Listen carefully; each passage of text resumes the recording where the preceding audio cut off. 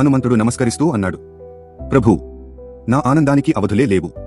కాని మీకు చేసిన సేవలు అన్నీ మీరు కలిగిన గొప్పదనంతో పోలిస్తే చాలా చిన్నవిగా అనిపిస్తున్నాయి. నాకు సేవ చేయడానికి మరింత అవకాశాలివ్వండి ప్రభూ. శ్రీరాముడు చిరునవ్వుతో అన్నాడు, హనుమా, నీ బుద్ధి, నీ శక్తి, నీ భక్తి 3 లోకాలోకి ఆదర్శంగా నిలుస్తాయి. నీ విజయాన్ని ప్రజలందరూ స్మరించాలంటే ఈ రోజు నుండి హనుమాన్ విజయోత్సవంగా జరుపుకుందాం. ఆ రోజే చైత్ర శుద్ధ త్రయోదశి.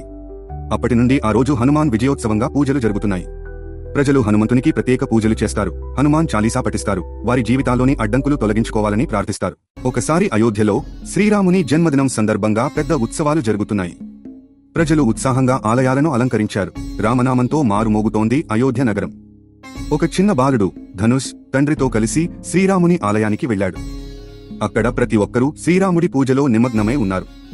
కానీ ధనుష్కి ఒక సందేహం వచ్చింది. అతను తండ్రిని అడిగాడు, నాన్నా, శ్రీరాముడు నిజంగా మన మధ్య